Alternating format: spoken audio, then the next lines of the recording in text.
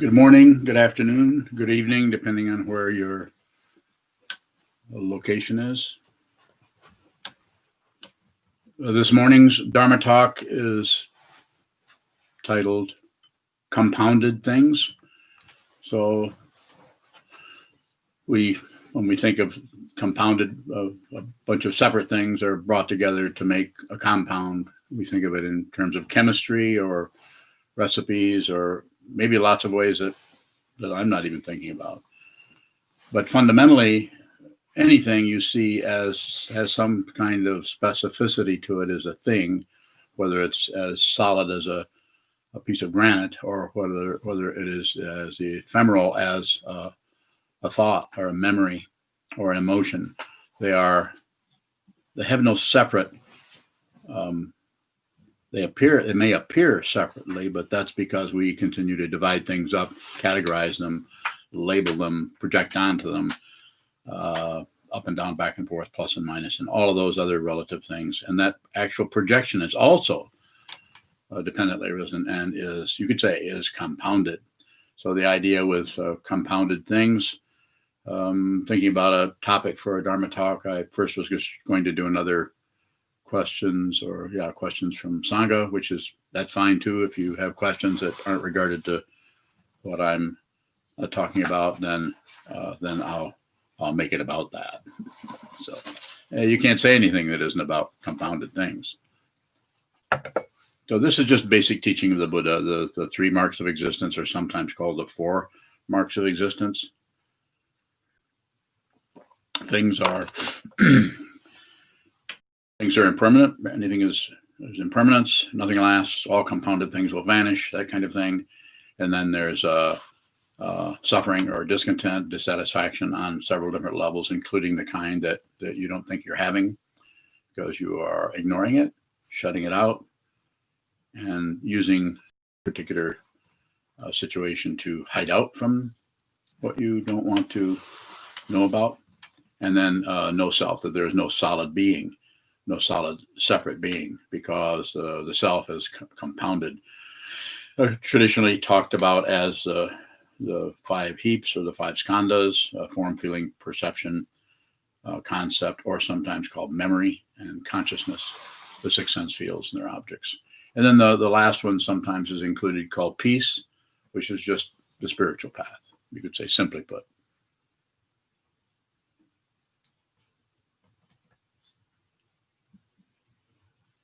So the recommendation here from the point of view of awareness practice or study practice even, but basically through awareness practice, sitting meditation, shikantaza, or perhaps some other kind of awareness practice that you're doing, which I'm not here to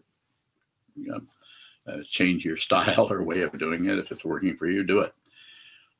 And when I say working, only you know what that means.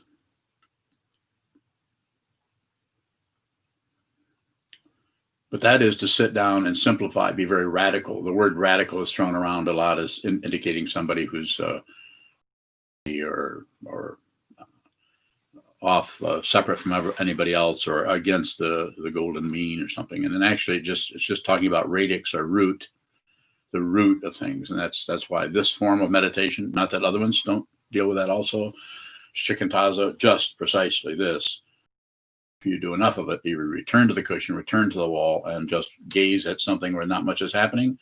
Listen to something where there isn't much in the way of sound, a little bit, and same thing with all of the other sense fields. Receiving the objects of the 6 senses, including a mind, observe. And if you tend to observe something and you start concluding about it, this shouldn't be, I shouldn't be feeling this way, I don't deserve this, all those things, or there I go again, which is a very common one that people do when they're trying to do what? Control something that they don't understand.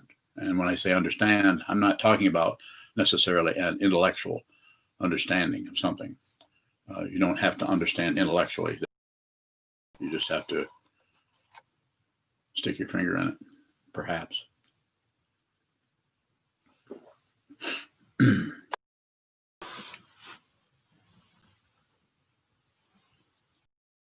Down and take everything that we can have a say-so or some control over very simply, without being too pushy or too intense or too about it, which I particularly encourage, but just very simply, even gently. Don't. Discipline is not about pushing yourself into a form that you're not ready to go into, that you aren't even receiving. Because what happens then is that then you think you're aligning yourself with the form when you're just aligning yourself with the agenda of narcissism, and that can go on for months, years, especially if you don't have a support that will help you. Our traditional support is, of course, the three jewels: the Buddha, the Dharma, the Sangha. However that shows up in your life, or for you, having a teaching person, something that's being the basic instruction, which goes back in our situation 2,500 years, as far as we know, and then the community like we have here. We get together. Some of us do this every day, some once a week, some maybe once a month. It's up to you. There's no advertisement happening here. But it seems important for each of us to witness, see, observe, and notice that anything that is coming together as something has parts, and it is apparent separations that allows you to even focus on an item or with some kind of discrete observation of something, and the causes and conditions that are behind any apparent or kind of what I would call a show-off singularity, something that just keeps telling you this. One that you can encourage is if you can continue to get up in the morning and have a feeling of being down or not feeling so good, and you immediately cover that up by calling it something. And don't misunderstand me. I'm not against labeling or using a coffee cup and never giving it a name. I'm not going to go to extremes. That's why it's called the middle way. But you could observe one of the parts of the compounding. It has to do with having an emotion, a feeling, or something, and naming it anxiety. And then you'll notice if you do that, if you do depression or anxiety or fear or uneasiness or whatever, you'll notice you'll have your version of this compounded. Your version. You will have a way of using various so-called apparent singularities and bring them together in such a way that it gives you the feeling that you're dealing with it. Well, and you might even say to yourself, well, at least I'm dealing with this. And this doesn't mean that I'm against cognitive behavioral therapy or any other kind of approach to that. I'm very much in favor of anything that seems to address whatever considerations you have in terms of your particular how it feels to walk this path, walk the path of the Buddha, walk the path of seeing what is fundamentally, radically, what is radically true. I'm not talking about the radicals that sometimes you hear on the news. We're talking about radix, as close as you can get to what looks like a basis. And even the basis is dependently arisen. Even the basis is compounded until you actually see what it is. And if you actually see what it is, then it won't necessarily have parts unless you make up some parts to it, because you cannot particularly handle a lack of reference point. I always seem to need some kind of reference point. That's what refuge in the Buddha, the Dharma, and the Sangha, the Bodhisattva vow, gives you a reference point so you can slowly or speedily change your allegiance over to everything, all beings, to actually receive everything as it is, not as you think it is, and to have a way of working with this kind of a spontaneous knee-jerk self-centeredness that we've all been dealing with. I certainly have. Wouldn't be here if I hadn't been drowned in my own narcissism for many, many years, even way into adulthood, so-called adulthood, just not knowing how to, continuing to fight with it, to try to get rid of it. You can't get rid of something that is unreal and that it is compounded. How is it done? It's done with, simply put, awareness. Buddha, Dharma, awakened truth, not a conclusion, not a rejection, not a manipulation. difficult because the path that takes us in that direction may be full of all kind of snags and sinkholes and bad weather that may come out of your own karma, your own style, your own particular way of coming into this world with this particular mother and this particular father coming together and having a particularity that we call what? I, me, my stuff, my things, my ideas, my emotions, how I feel, what I should be doing, what I shouldn't be doing, what they should be doing. You notice these conversations. I'm not the only one that has these. And here's the great thing about it. You don't have to get rid of anything. You don't have to be anything else. Just notice the deception, the self-deception. Just see it. Don't fight with it. Don't push it away. It is unreal. It takes a while. It takes some effort or some, heading to the cushion, heading to the study, working with the community of the Sangha, other people who are working with different kind of compounds, different kinds of community. Some people, you'll notice, some people just seem to be very self-centered and someone else isn't. Sometimes the people who are dealing with extreme narcissism, it doesn't show up at all. It looks more, you can see this other person's self-centeredness, maybe your own. It looks like much more than this other, but yet that other person is dealing with that also. It's just a different version of it, a different version of grasping into self, rejecting another, or rejecting oneself, like shame, and then grasping in maybe blame for why.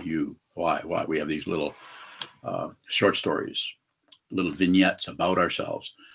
And you'll notice those if you do sitting meditation over time, that a lot of times what arises in the sitting practice are those condensations of ideas and opinions, judgments that come together and are compounded as some kind of truth about something that you've not really investigated. What do I say about that? You might want to look at it. Don't conclude anything. Don't believe a word I say. You hear me say this over and over again. I'm not being silly. I'm being, first of all, respect your own confusion. And next, respect everybody else's confusion. Correct no one without their permission. And even if they say, give me your help, I need your help, look at it really closely. They might want to just be a person who asks for help. So that might be their way of actually producing something rather than showing you that they're ready to receive your advice or your ideas. I have people come and sit in front of me occasionally who tell me, I want to be a student here. Yeah, teach me. Go ahead. You have my permission, Sokuzan. Go ahead. Hit me. It's a misunderstanding of it.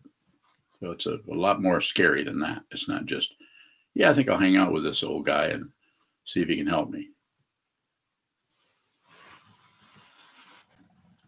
I can continue to talk along, or I'm very much interested in doing this mutually together. So if you have questions, please come this way. Raise your hands like so. I can't see all of you because there's 40 some people on there, I guess, 50. Junchu bowing. Junchu. There's a question on YouTube from Shane in Virginia.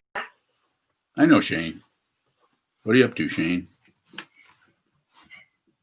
What happens to the mind when it sees something it's unable to compound? Bowing. That's compounding it.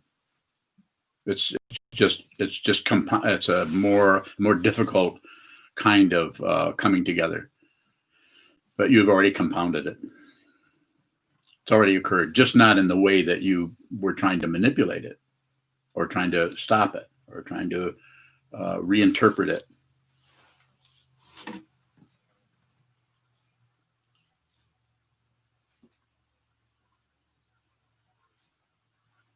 A lot of room for questions there.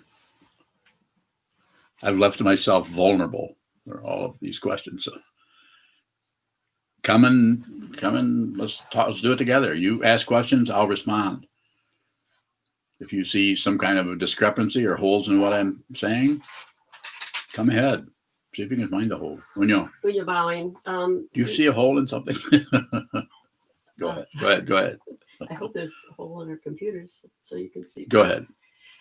So you talked about the radix going to the root of something and concerning this very difficult time that our country is going through. Yes. How can we go to the root of what's occurring to see what's really true?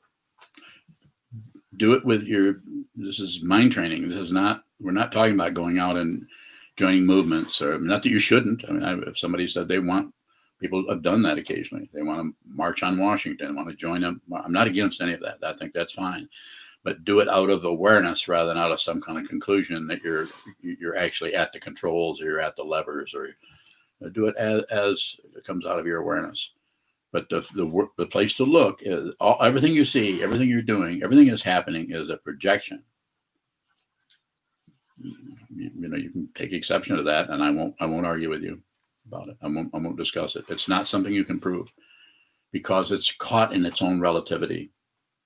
It's snagged by its own relativity. That's why transcending this world, you may transcend it, but you won't go anywhere. Nothing will occur. Nothing will happen. Things, you might say, things stop happening.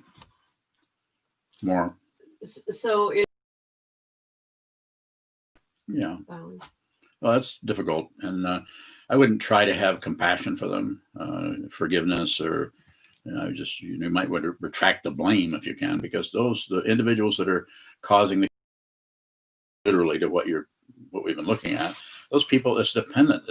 There's no singularity happening there as far as someone who really has insight into everything, sometimes called a leader.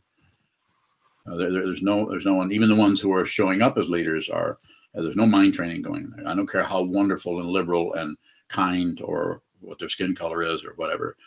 Unless you meet someone with some mind training, you're going to have someone that has some kind of ideology, the upside, the downside, the sideways, the political party. You can't. It's already the momentum of dependent origination from beginning of time is this has been going on for centuries, which is an understatement to say centuries. I sometimes point to the Peloponnesian War just because it's convenient, and it's around the time of the Buddha. And it's the same kind of things: plagues, wars, people killing each other, people being tortured, and so on. So take it to the wall, not to be silly about it, but sit down and train your mind so that anything you see, anything you experience, whether it's out here in the apparent world or inside in the apparent mind reacting to something that's happening, do it so that you're not just not deceived any further by your belief in one thing and your rejection of something else, by buying into relative truth as some kind of substantial way to function in the world. And at the same time, we don't want to ignore that either. So this is why passion, aggression, and ignorance, grasping, rejecting, or shutting down are such valuable concepts for us to use as people who are trying to train their mind to see clearly. What we're trying to do is, we're suffering on some level, we wouldn't be here, and those around us are suffering. How do we address that fundamentally? You could say radically. How do we go to the minimalist approach and go down to the basis of the consciousness? This is why in the Yogacara tradition, it is sometimes said, to use a relative way of talking about it, that if there is realization, if someone does realize their true nature, then it is called, of the 8 consciousnesses, the 8th one being the Alaya Vijnana, or the storehouse consciousness, that there is a revolution at the basis, that store consciousness is no longer sending ammunition to the front lines, called the 7th consciousness. Go ahead, Isan.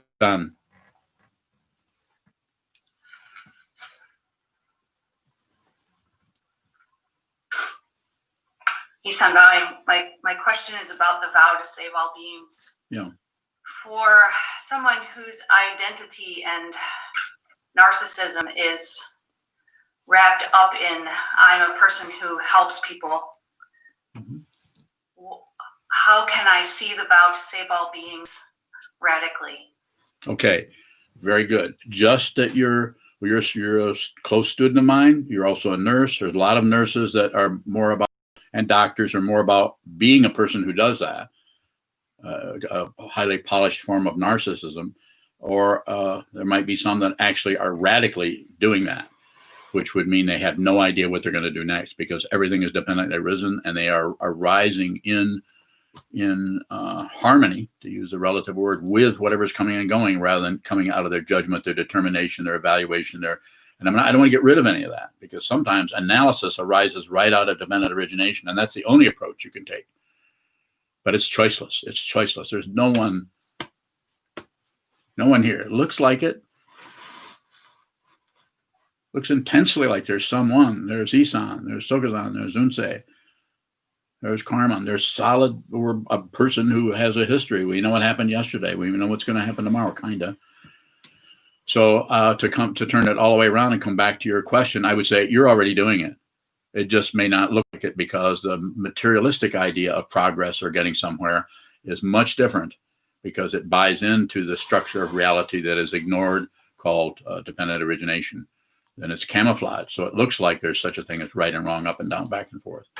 Not true. It's relatively true, yes. Death gets its meaning from life. Pain gets its meaning from pleasure. It's not like it does away with the whole thing. Yeah, problem solved. But the way you ask the question, and knowing you, that helps too. Knowing who's asking this question, I would say just keep. I see nothing to correct. Say, well, start doing this. Well, Isan, maybe you could try this, or maybe you should recite the Bodhisattva vow 10,000 times. I don't see that. I think you're already doing. I think you're already doing it. Just be aware of what you just described. Just be aware of that. If you push on it, it'll push back.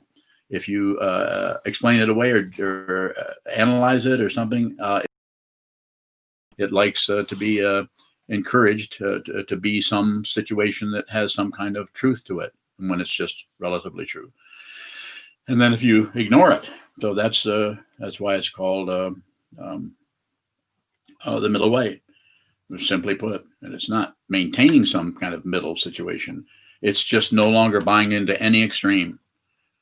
Pain, pleasure, good and evil, up and down, back and forth. This doesn't mean you don't see them, and you don't see the crisp division between them. It just means that you don't take sides, you don't join. Picking and choosing is a disease of the mind, as it says in which sutras that say that? That's the sense in me. And the sense in Ming. I get those confused. So, sense in Ming.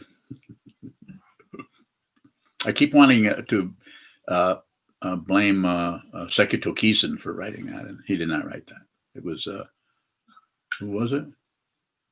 Sing Song? No, it wasn't Sing Song. Was Sing Song? I think so. Yeah, well, I don't want to be wrong, so I'm glad you guys are here. Further question about that, Isan, or is that a little bit more clear to you? That is helpful, yes. I guess the impetus for the question was when I was reciting the vows this morning, it just felt like when I said the vow to save all beings, it felt like polishing that. But that's, listen. You listening? That's awareness. Yeah. That's awareness. And if you, it's just awareness, and if you don't go in and describe it as polishing, or you don't see it as polishing, or if you see it as polishing but you don't do anything about it, you don't stop it based on trying to improve or get better. Now there are other teachings that approach this totally differently than what I'm saying, and if you need that teaching, you won't be listening to me. What I'm saying won't make much sense. You might even think, oh, I can't study. I got to go study under Dalai Lama or His Holiness or some other form. And you would be totally correct in doing that. I would say, go do it. Study, go somewhere else. So right and wrong is extra, but the chemistry between people is very important. And that's how it shows up. The chemistry is there, then the teaching person, the student person, then you do it together. It's mutual. There's no separate being who is the teacher. If there is, this is compounded and this will come apart. Maybe not in this life. Further questions? Thank you. Not at this time. Thank you. Jews on bowing. Ivan asks, if it's not real, how can it be compounded? Bowing.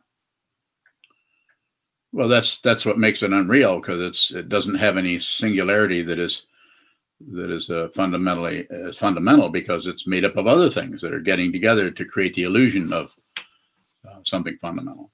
Even the eighth consciousness is just made up of parts. Everything is made up of parts.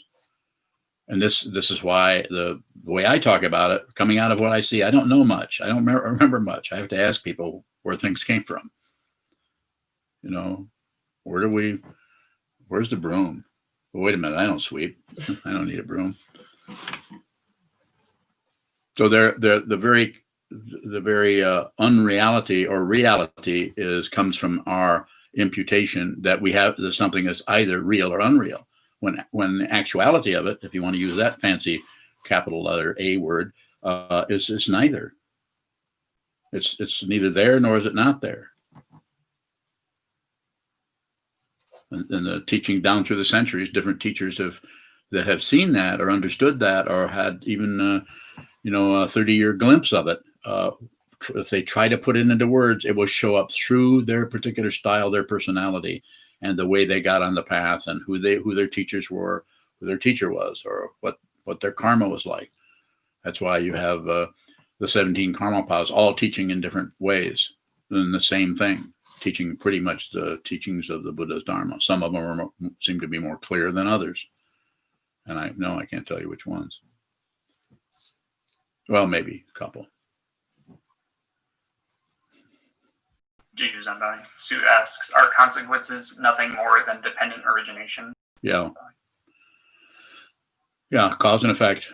And what happens is cause and effect is we tend to want to bring it into this, cause that, so that we can have the illusion of controlling it. And that illusion of controlling can be pretty strong as long as there's an illusion that you're somebody and you have hands and arms and you have ideas and concepts that are also dependently arisen and are conditioned in some way or another. And we go into action and try to stop this, start that, fluff this up, tamp that down. And we do that for, 60, 70 years or more.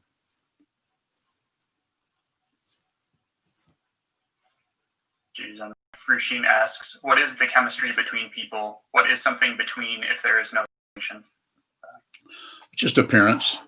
Fundamentally, you're not separate from anyone, but it's like there's always slight variations. Just like fingerprints or like the leaves of a flower. They all look the same, but if you look closely, they're all a little bit different shape.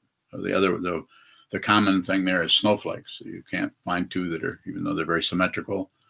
I think they found two that were alike once about 850 years ago when they first came out with microscopes. They looked at them and then they melded and didn't have any evidence, so then they couldn't prove anything. Yeah. Please allow me to be a little silly occasionally. But it's like that. If you begin to see this, you really get a sense of humor about the whole thing, because and the combination of it being so incredibly painful for other beings, for human beings, for even the people who are smiling all the time, sometimes more so with them, or the people that have some kind of agenda about anything, even if it's Buddhism, have some kind of a thing to promote or get ahead or do this or do that. Sometimes there's extreme suffering that is covered up that actually will rotate around, because what goes around comes around. And so that's why it's so important to meet your own confusion where it's at without correcting, changing. Just be aware. Just include that craziness or that narcissism or that feeling disappointed in yourself for what you're doing, how you're functioning, how you're not doing so well, or for that matter, how you're in pain. Even the physical form can be difficult. Further questions are good if you have them. What is the quality of something being the root if that too is dependently originated? You've heard of that teaching of when somebody asks about the earth, and it said, well, sitting on a big turtle, and say, well, what's under the big turtle? And they said, well, it's turtles all the way down. It's all turtles. And so very similar. It's the root means that you've discovered something, but fundamentally there's no root. If there's a root, it's still relative truth. Even if you're talking about the fancy words for that area, Dharmakaya, Sambhogakaya, Nirmanakaya, Swabhavikakaya, and those kind of structures that are used. That's very crisp and feels kind of safe almost, so we can actually but you can realize this without even ever having even heard those words. Those are just ways that people have tried to deal with the way the the lack of singularity or the lack of compound shows up as kind of compounded with a capital K, kind of compounded.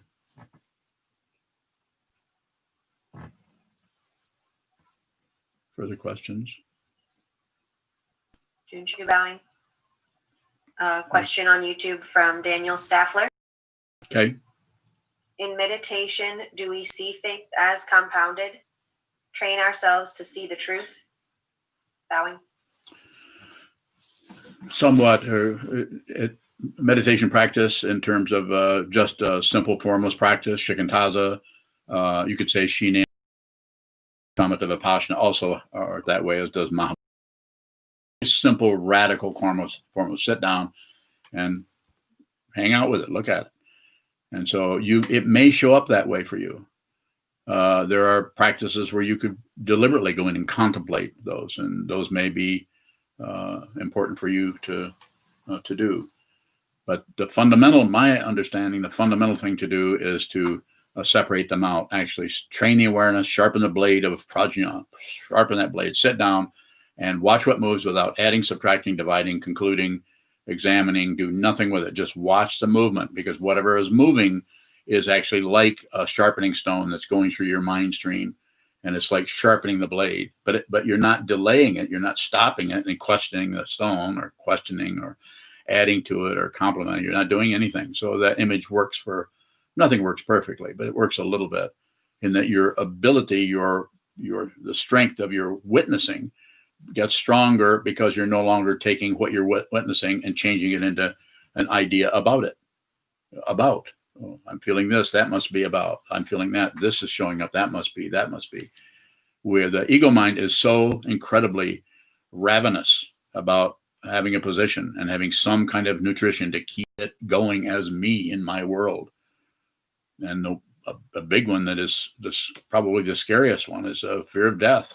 We're so identified with this body-mind complex, we think we are a body. We don't think we necessarily have a body, but we think we actually are that. Might want to look close at all of that. Further questions? Either take us further in with that one, or with another question, whatever you have, or paraphrase the question, and I'll paraphrase my answer, if I have one. Go for it, Sanho. Sanho bowing. If we are not just electrical impulses in a brain, what are we? Sanho bowing. Electrical impulses in a brain. You handed me the answer. I didn't say we weren't that. I say that's part of it. We're that, and we're chemistry, and the issue with that, Sanho, is that though the materialistic, or the greediness about a result, the greediness about a fundamental knowing of something, or even a relative knowing, it's a trap. Because when we do that, it's relative truth, and you can squeeze relative truth all you want and get a lot of relative knowledge, but you can't get happiness. You might get a relative kind of feeling good, but it does not last. Fundamental happiness, fundamental understanding transcends any kind of ideas about its structure or nature. So electrical impulses in the brain, you could say that. But then if you take that whole physical thing down to the modern physics, and I don't know anything about that other than what little few paragraphs I've read in Wikipedia or wherever, as a particle and a wave. If you go down in the fundamental nature of what this is, then it starts to change gears, you could say, or the whole transmission falls out, and everything is dependent on what? Who knows what it is?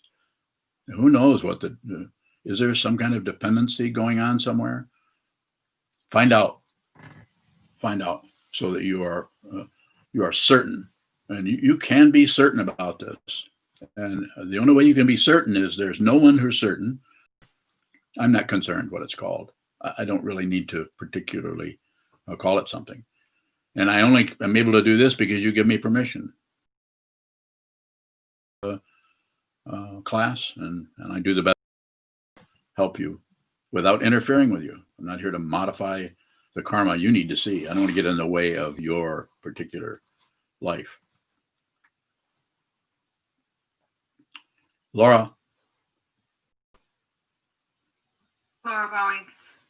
What happens I should when we say die? I should say Grandma Laura. Yes, thank you for that. Yeah. Oh, my question, Sokuzan, what happens when we die and who gets reincarnated? Bowing. Mhm. So specifically, when we die, the whole body mind complex goes back into the elements from whence it came, and the consciousness. There's no particular destination for anything.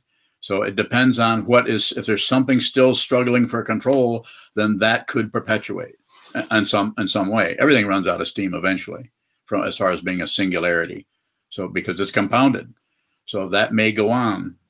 Sometimes we have situations where there's the example that everybody would know. I'll respond to any question you give me. There isn't a question you can ask me unless it's about finance. I can't do that. But just like sometimes we'll have a situation where there's some kind of a spirit form or something in a house or something. That energy is so powerful and is so self-centered that it can't go from whence it came. And where did it come? Who knows? Where it went into what is commonly called the source. And does that happen? I don't know. I'm not concerned. I'm not concerned about what happens. When I say that, I'm not saying, oh, I'm this brave person. I'm just saying that the understanding that I'm endeavoring to share with you is no reference point. Even when reference points come up, I mean, even a banana cream pie, which is a pretty damn big reference point, it can't find me. That doesn't mean I don't want that, or will walk around wondering where hit it at, try to save my health. So it's still there. That you still get to be genuine. You get to be completely who you are as a separate, compounded individual. But it's unreal. It's unreal. It's no substance. Therefore, you, me, us, we. If you see what this is, you're fearless. It's not that fear won't come up, but it can't find somebody who's afraid. And so fear is going to come and go. Your ability to carry a tune one year is going to be fine, and the next year it kind of deteriorates. So all compounded things are going to show up as disintegrating. I feel like I missed part of your question, Laura. No, that was helpful. Thank you.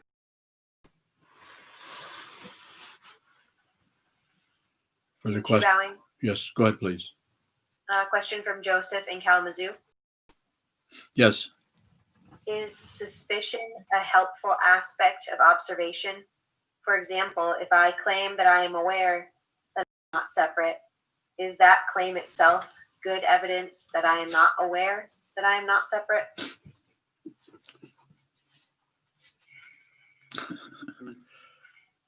I don't know where you find those merry-go-rounds, Joseph, but I'm looking on to see which horse you're on, and I'm right next to you, and I'm saying, maybe so, maybe not. You need that kind of information. You might have to get introspection. You may get it from your. I don't think that's necessary. I think if that question comes up, I just let it hang. It's like a cloud. It won't last. It's a dependent origination. It's showing up as some kind of a track that gives us, not you, I'm not accusing you of anything, but it gives us the illusion that if we could just figure that out and see, then we would somehow make some progress. Progress on the spiritual path is not the same as progress on the mundane path. The mundane path is about getting credentials, doing better, getting better, bigger muscles, more graduate degrees or whatever, or more facelifts, however you want to say it. But the spiritual path is just relatively spoken about is kind of looks like the other way. It's not exactly. It is not separate from either way. So it may show up as either one. And when it shows up as either one and takes you this way or that way, as dependent origination does, and if you've seen through the self, you won't care where it goes, because your vow is to be with all things. If you've in fact taken that vow or thought about it or reflected on it, whether you've taken it formally or not, I don't care. If you need to be a monk, that's your business. But if you see or are observing about, and one person may sit and well, spend a whole 4-hour block sit, not much happening. It may be kind of boring. They may go to sleep. The other person may sit down and their mind is chattering constantly. Not two. Those are not two different things. It's still just mind stream. So whatever shows up, receive. Be a good host, hostess, hoster, toaster.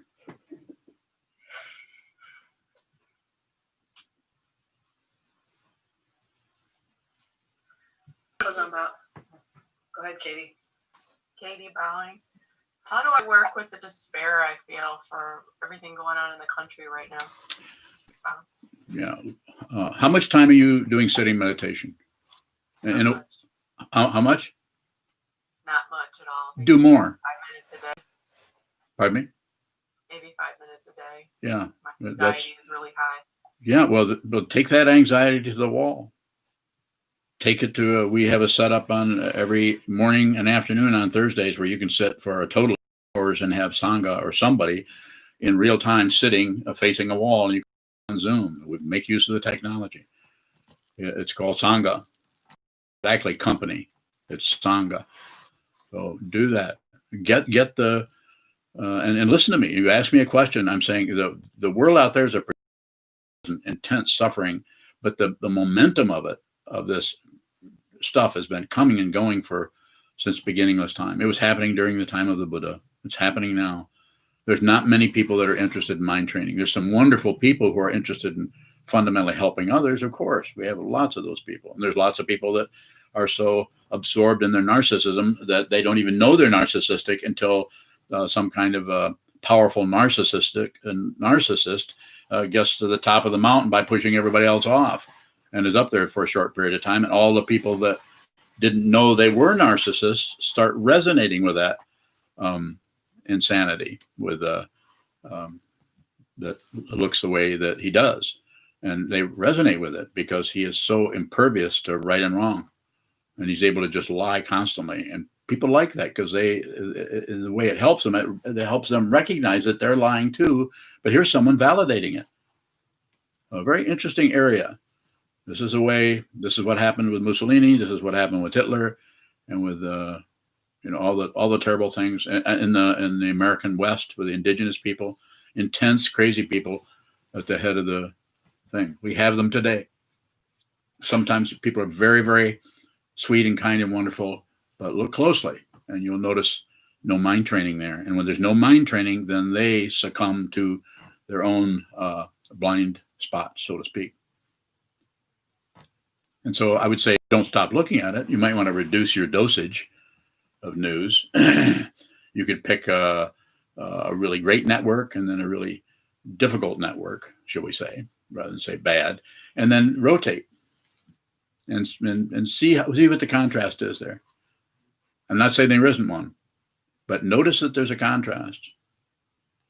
And then the other thing to do is, if you're spending 20 minutes to an hour or something like that on the news, which is maybe you want to do more than that. I'm not here to tell you how much, but do a little bit. And then facing the wall, sit down, hold still, strike the gong, stay there for an hour or 2 hours, and just watch what moves. Hold the body very still so you can see, because the chemistry that is arising in the mind stream that has been showing up and showing up and showing up in this old man and in all the people here over and over and over. You can't stop that. You can't stop. You can't meditate away the shape of your ears or the kind of relationship you have to hope and fear or dependent origination or all the crap that comes up because of what happened to you when you were 4 years old. I know about that stuff. I couldn't do this if I didn't know about it. You don't have to get rid of it. You don't have to blame anybody. In fact, in fiction, stop blaming. Don't blame anybody. That's just a way of getting rid of your own difficulty. No one is fundamentally at fault. This doesn't mean we look away and don't lock people up when they do what some people were doing here, threaten people with guns. That doesn't mean we don't address that. Of course, we have laws, so we should do that also. So I'm heartbroken, Katie, that you have so much difficulty and you're having such a rough time. And of course, not able to come to the monastery, not able to be around community. So I understand that. I would just say, Spend as much time as you can. Get to the wall. You don't have to accomplish anything. It's just a matter of seeing it. Sit down, hold still, watch what moves. If you can stay there for 15 minutes, good. If you can't, get up, go for a walk, come back. Keep returning, return. Good luck, Katie. Further questions? Mark? Anyone else? There's quite a few people here. So I must have made myself very clear. And there's no okay. Sometimes you talk about artificial intelligence and references. Yeah. Sanho was talking about electrical impulses. Yeah.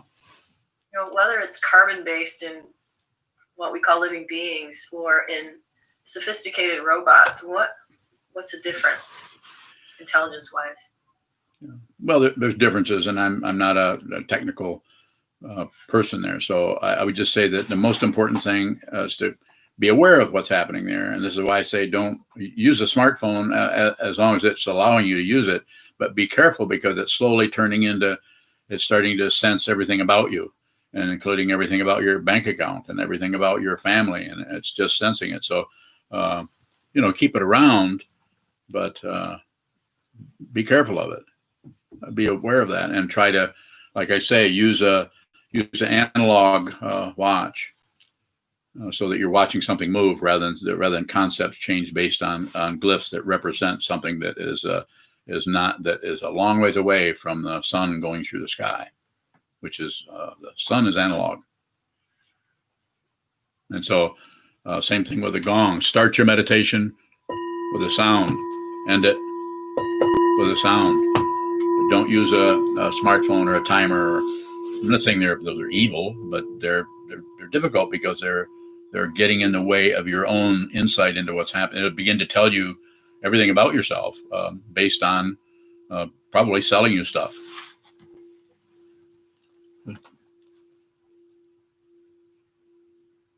I know I didn't answer but that's because your question wasn't very clear. Goes on. Well, goes on by what if it's carbon based or silicone based between us as intelligent life versus anything that's called mechanical? You're making the distinction. There's fundamentally there's no distinction.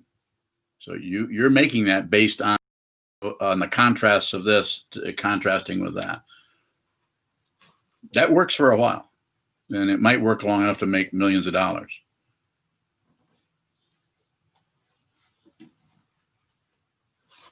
More?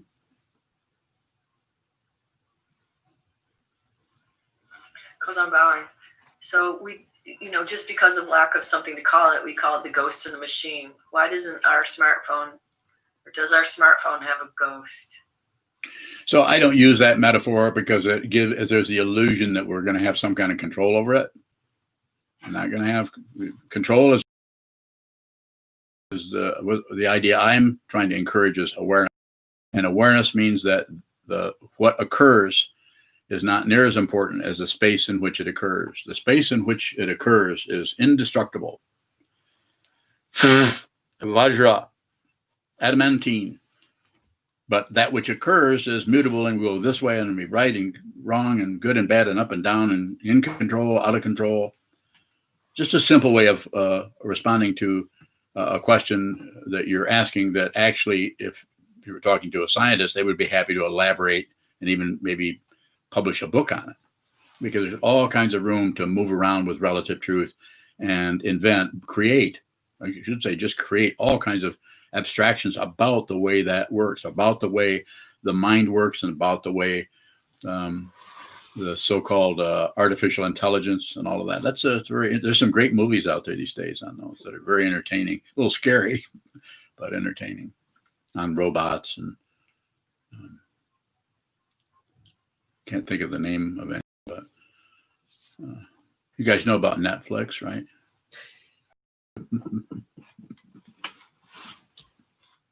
Further question, Kozan? Take us deeper into that if you can. Kozan, it seems like we ascribe awareness to living beings, even if it's an insect, but there's a difference between that and I don't know, something like a robot or a nanobot or something. So those might sound really fancy and advanced and progressive and everything, but they're not particularly. Your this body mind complex is that's the amazing situation. It's just amazing. It makes me want to yell. It's amazing what it is and the lack of identity, the lack of solid singularity is just, that's the astonishing part of it. Nothing is threatened, but the ego is going to get a hold of you because there isn't. But the conjunction of feelings, ideas, emotions, and thoughts that protect the self-centeredness, the seventh consciousness, as is taught in Yogacara tradition, it seems real and it can and it feels threatened. So I'm just saying, just like if you say, well, I don't want to use a analog watch, I want to use a digital watch, I want to time everything with my phone, I won't argue with you. I'll say, well, you heard what my recommendation is, but I don't know everything. Maybe you should do what you think you should do. Have no interest in controlling you at all. Can't even control this. Not interested in controlling this. Well, there's that one thing I like to control. Remember that? The thing about the pie, where the pie's at. Yeah.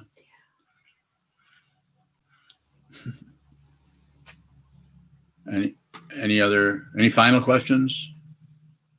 Mark, go ahead. Mark Bowing. My cousin has cancer, and Yes. And I don't. Is there any point to praying for her?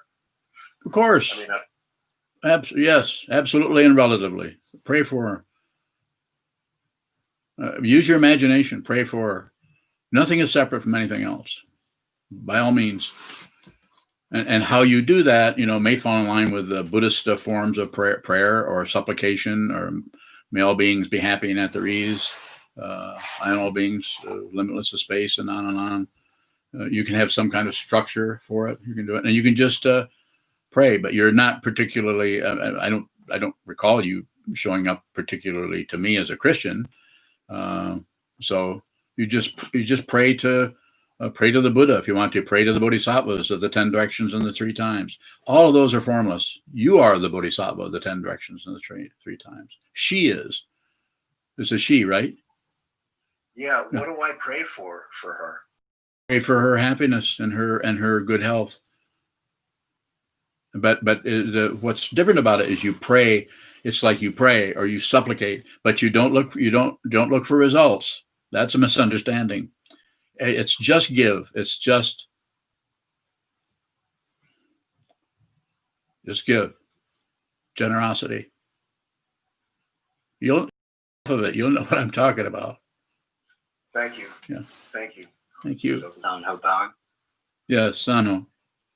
We say may all beings be happy and at their ease, but some beings, their happiness and their ease are different than other beings. How do we? Yeah, don't reconcile. Include everyone. They have. I sometimes say, to help people see how dependent origination works on a very personal level, I'll say, okay, you have to make a choice. I'm going to give you a choice between 2 things, and you have to pick one, and you have to do it immediately. No thinking about it. A murder occurred, and you have to be the victim or you have to be the murderer. Pick one. It's amazing how that divides right in half. Some people would rather be the victim. Some people would rather be the murderer, and they'll tell you why. They'll give you reasons why. Not separate. Those are not separate. Some people will say, well, I'd rather be the victim because I don't want to be a murderer. And then somebody else, you could even say this other person might be more of a bodhisattva because they say, no, I'll be the murderer, so that person doesn't have to be a murderer. Might take that karma on themselves. This is what Maitri Bhavana, and sometimes this is why I don't teach Tonglen practice to people generally. I do a little bit, but only specifically as a general teaching, and I'm not against it. So if you're doing Tonglen, please continue. It's just that you're asking for a whole lot of difficulty you might not be ready for. Sanho bowing. Yes. Plainly, I know people who what makes them happy is abusing children, etc. What do we do? How do we pray for them? Well, that combination, if you go into the specificity of it, then it's, then it's difficult to do. But when you say, may all beings be happy, then you're including the people have been probably, I'm speculating, probably have been so abused themselves that they were tortured into that kind of a dynamic. And the only way they can get any relief is to pass that on to somebody else. And I'm not saying they're particularly validating it, but probably a little while they're doing it, they might even say, oh, I wish I could stop doing this. My experience of that, and I haven't abused anybody, but my experience is when I was very young, I began stealing. And I remember even when I was young, I didn't want to do that, but I couldn't help it. If I was, I didn't need 50 cents, but if I saw my mother's purse, I would go and take money out of her purse when I was 7 or 8. And the interesting thing is she would have given me the 50 cents, but I wanted to take it. And it took me years before I could stop that, because the causes and conditions that arise in that area. And you could say, well, I was a thief in a past life, that are possible, but I'm not interested in that. I'm interested in the immediacy of that moment. How do you work with that right in that moment? And you, Sanho, the way I understand you're asking it, is work with it in your own mind stream. Those beings in your mind stream that are showing up as I'm going to say it with a strong language, just absolutely shitheads about the way they're treating the young people, the way they're abusing anyone. But they've been abused. There's no way you can get into that kind of activity unless you've gotten, the fuel has coming from some other kind of narcissism that is behind the curtain that is fueling that, and then another curtain, and then there's another curtain, and it's turtles all the way down. You can't find a source of anything. And if you try to do that, I'm not saying you can't get some luck, or you might be a psychologist, or you might have like I have the book I'm looking at, Polyvagal Exercises for Safety and Connection.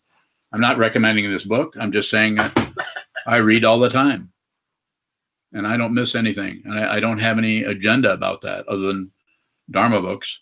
But I'm just saying that you should and this kind of thing, or like I'm okay, you're okay, or cognitive behavioral therapy or psychotherapy are ways of working with the relative truth to fundamentally help somebody in what we call a fundamental way, change, some kind of change. But the fundamental situation needs to be looked at, if you're listening to me, and that's the spiritual path. I've never stopped becoming a thief. There's just no one here anymore. If I go in a hardware store, I look at what's there, and I know that I could take stuff and they would know about it.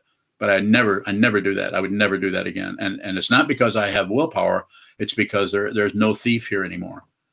Is that a bragging point? I don't know. You can do whatever you want with it. But the thief is gone. This self-centeredness is still there, but it is unreal. So therefore, there's nothing to magnetize into taking something that is not given, not freely given to me, taking something away. You follow me a little bit with that? I do. Yeah, I follow you. Where I struggle with it is that I still encounter people every day who, because of their own whatever, they think that what makes them happy is fundamental control over others. Yeah. And what makes them happy seems like a direct contradiction to the person who they're controlling. Yeah, it's Sanho, it's just the nature of samsara. I mean, most of the world is doing what you're describing. That's what all of us are seeing. And if you're in this class, or if you're in this Dharma talk, listening to this person, or relating to as fellow practitioners to the Sangha that's here, you probably had enough of that, and you wanted to find a radical way of dealing with it. Where the Buddha talked about it 2,500 years ago. And it was just an astonishing teaching, and it's not for everyone. Some people, their particular karma that they're dealing with, their life isn't ready for this, or when they come into it, they misunderstand the teacher, misunderstand the teaching, and they revert to blaming. I have it happen. People revert to go back into this is just, it's too scary. But causes and conditions do not support any real self in the skandhas, form, feeling, perception, concept, and consciousness. That is an illusion. And if you don't see that, then chances are it's lifetime after lifetime. Is that correct? I say, don't believe that. I don't believe in reincarnation. I'm not asking you to, but you might want to not ignore that idea. So you can see if there is something that looks like a rebirth, very similar to waking up in the morning. Have you noticed you can't remember what happened on March 13th, 2004? That's like you also can't remember any of your past lives. Or if you can, you have your doubts that it was actually your past life. It was probably somebody else's.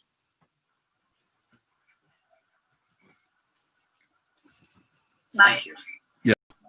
Go ahead, Maria. I'll take one more question, then we'll I'm just following conclude. Mark's Yes. question and your answer. Yes. What is praying for somebody's health without looking for the result? Bowing. It's a spiritual path. No longer the mundane path. Don't need anything. Don't need any success. That's a relative path. You just give. It's Trungpa Rinpoche called it environmental generosity. You just give. You just give.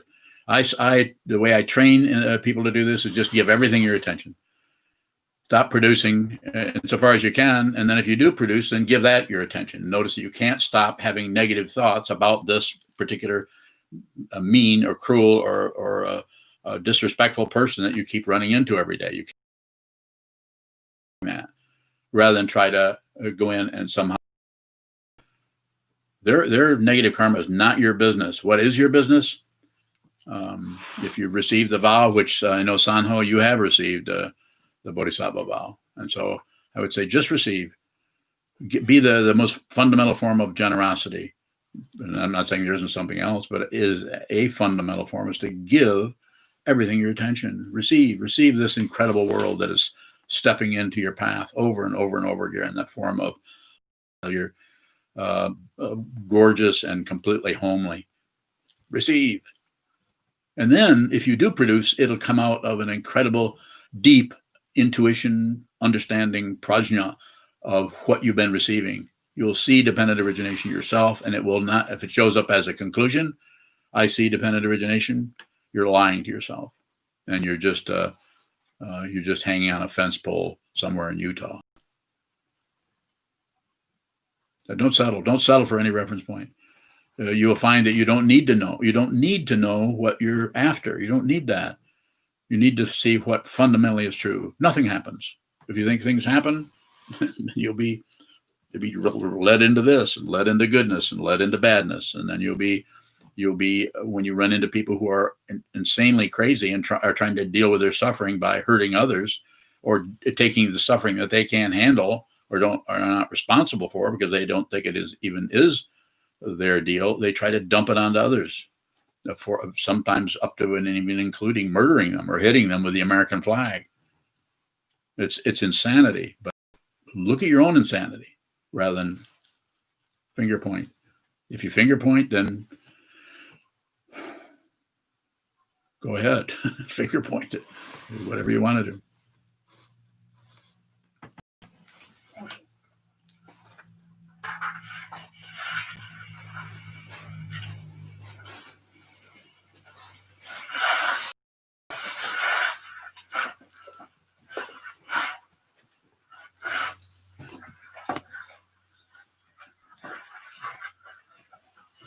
Shall we dedicate the merit, Sokuzan? Yes, please go ahead. Thank you.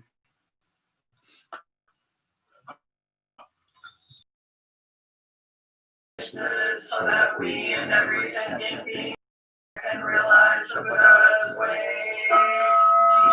Ji-o-san, Shi-Shi-Fu,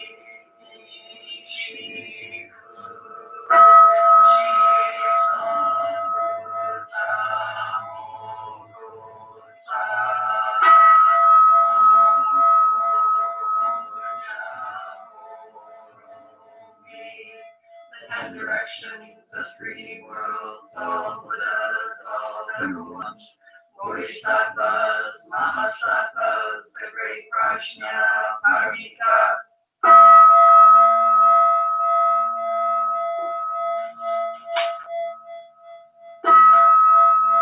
Buddhas and Bodhisattvas of the 10 directions and the 3 times, please hear us.